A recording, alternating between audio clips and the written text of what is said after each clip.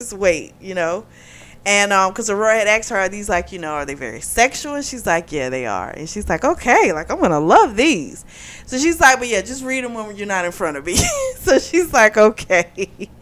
So uh Harley had asked her, like, is there something like you've ever wanted to do, like since you were a child or a kid or young adult, like anything? And she's like, she always did want to run like a boutique, like a high-end boutique.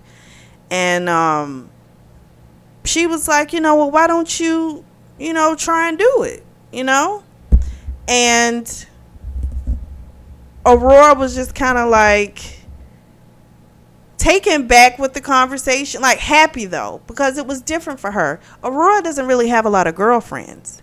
She may have people that she goes to brunch with, things like that, but they're not like real girlfriends.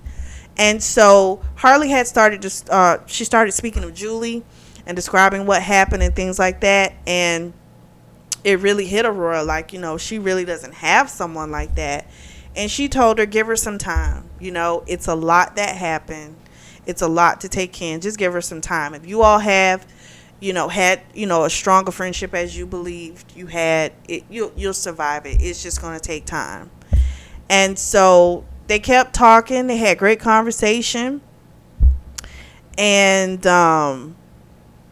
Aurora kind of asked her, she brought up the whole situation about the Parker thing, and how her mother feels like it's Parker that's the one that most likely shot Martin and is behind a lot of this stuff. And Aurora's like, well, do you know anything about him? And it was the first time that Harley was just kind of like, I don't know anything about him. Like, she never thought to try and figure out, where this obsession was coming from. Like, because she thought the safest place was, let me just get him out of my mind and then I don't have to worry about it and then it's done. And that was the wrong thought process, because he's learned everything about you and you literally know nothing about him. And so the gears start kind of winding in Harley's head, and then Aurora's like, listen, I don't want you doing anything to get yourself in harm's way, And Harley's just like, listen, he killed Martin and he killed my baby. And she starts shaking and crying. And then Aurora, because they've been there like all night, like they've had dinner together, like they've been talking for hours. And so when they get to this point, of course, Harley's emotional, she's crying, and Aurora's like consoling her. And that's when Jackson walks in, and he's like, what did you say to her? Because he's thinking Aurora has done something to the girl. And Harley's crying and she's upset, and sometimes you can't really vocalize what you need to. And then finally, Harley gets it together a little bit, and she's like, what is wrong with you? Why are you yelling at her? And Aurora's like, I'll leave, Harley, I'll go ahead and leave. And Harley's like, no, I thought you were going to stay tonight. And Aurora's like, no, I don't think he wants me to be here right now. And Harley was like, I don't care. I want you to stay.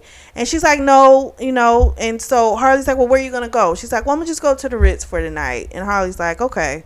If you need anything, just call me. So when she leaves, Jackson's like, why won't you talk to me? And Harley just starts walking upstairs. And so she yells at him, I don't want to talk to you. She's like, I can't talk to you because you're too close to it. And he, of course, looks confused and was like, I thought she was upsetting you. And she just basically let him know that, it was nice talking to someone who wasn't directly involved with what's been going on, I guess, with the Parker situation and things like that. It was nice to have someone to talk to, because she doesn't really have it. Because anytime she's going to say anything to Jackson, he's protector and, defender and all this type of stuff. So she's not going to get the type of conversation that she got tonight, with Aurora.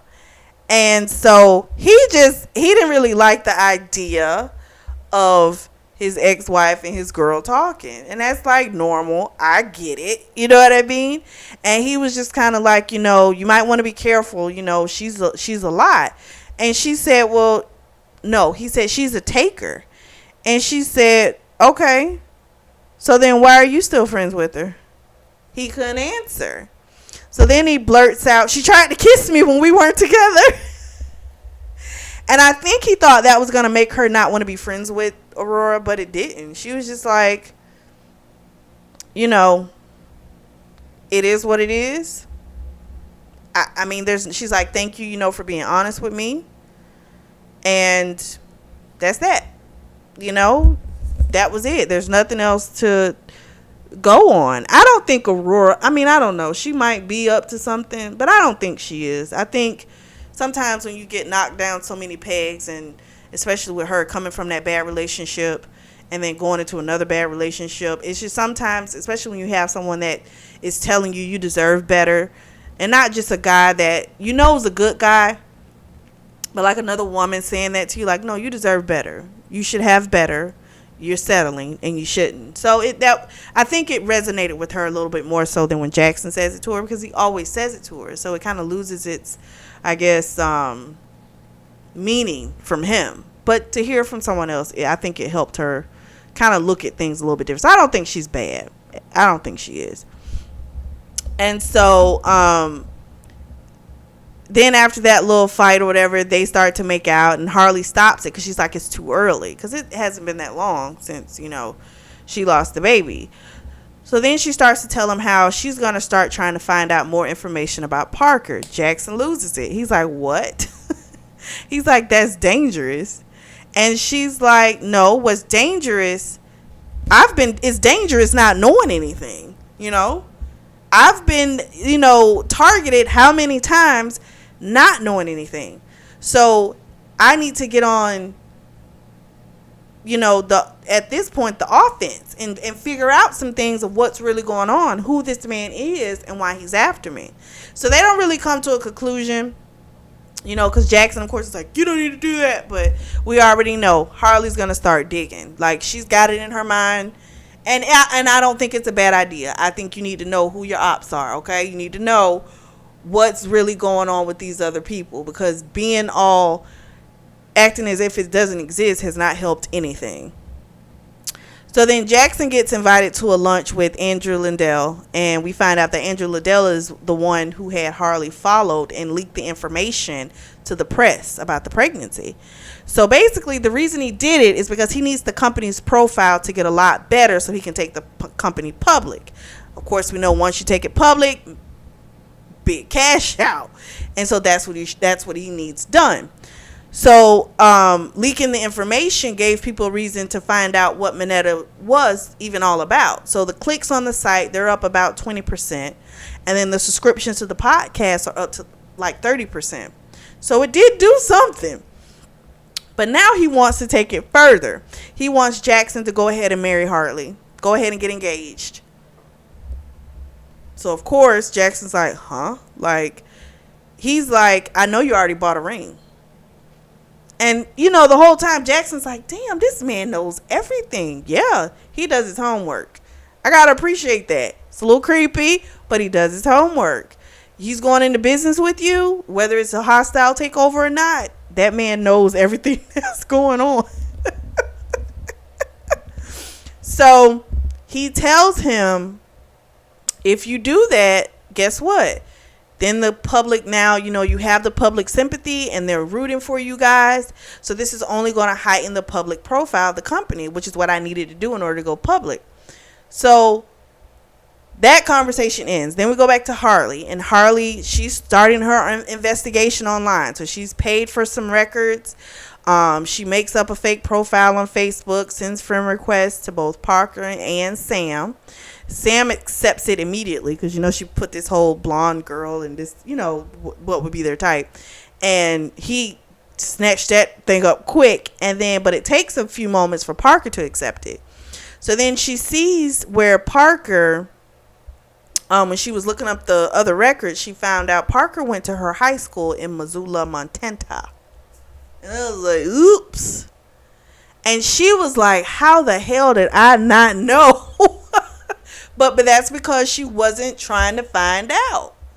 And so, come to find out, he met Sam. She looked at the different pictures, and it looks like back in the day, Sam had won a writing contest, and the prize was a trip to Missoula, Montana. That's how him and Parker met. So they've been friends for a long time. So of course, Parker then hits her up once it starts a convo. So they're going back and forth. She tries to find his Twitter. She found his Instagram, but she couldn't find his Twitter. The Twitter handle took a little longer. She had to do like this whole method going through emails and all this type of crap to do it. But she did it and found his Twitter handle, and on Twitter, it's nothing but a bunch of derogatory things about every single race. Like, it's horrible. And so they talk, they go back and forth, and she kind of leaves him wanting more and things like that. He tried to video chat, and she was like, no, it's too soon. And it worked. Then, of course, she was like, oh, I gotta go, make him wanting more. And he's like, okay, hit me up soon. So she started the trap. So then we go back to Jackson, who's been getting phone calls from Lindell, and he hasn't been answering them. And so he finally answers the phone, and Lindell's like, you need to make a decision, And he's like, if you go ahead and get engaged, he was like, I will give you the location of Parker Huntington. And of course, Jackson starts thinking like, okay. And he even told him, listen, I'll get you a gun, untraceable, and you can do whatever you want to do with it, and no one will ever know. And so that got Jackson going, you know what, this might do it, So he tells him, he's like, why won't you just give me the information?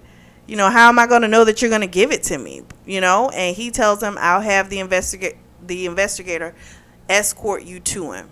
And so then that makes Jackson go, okay, yeah, we might need to do this.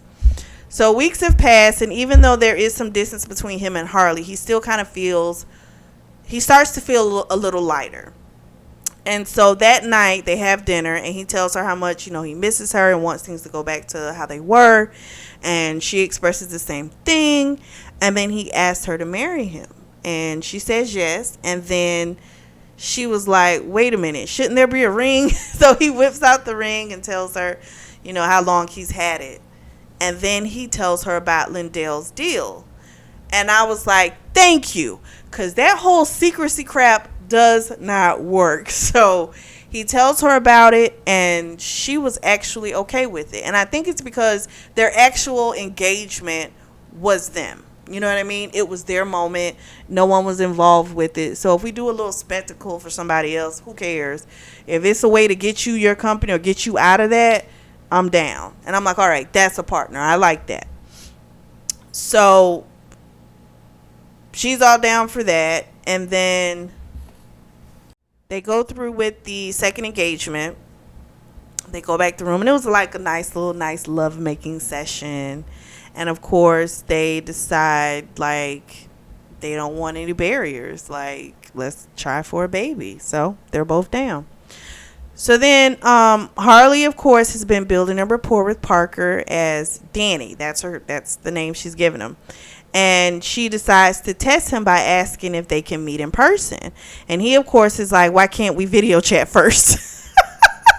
But she's like, I want the first time I see you to be face to face in person. So he tells her that he hasn't been 100% honest with her, as he is in a lot of trouble with the law. So she asks, what did you do? And he says, well, I kind of stalked the girl online and then in real life too. And he was like, it was his ex-girlfriend, and that she was stupid and he wasn't into her anymore. So she was like, are you serious? Are you really not into her? He's like, no, I'm not into her anymore.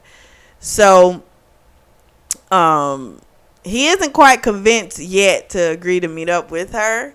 So she starts messaging Sam, because she's been building up a rapport with him as well. So when she says to meet up with him, he, of course, is like, yeah. So she agrees to meet up with him at his apartment. And he lives in, like, the Bronx. So she goes to meet with Sam at his place. And so she goes online and she's purchased a gun, all illegal. I say, Lord, oh my gosh. So she puts it in her bag. I say, Lord, is she going to, to take this man out? What's going on? So she goes to a coffee shop first, and kind of rests her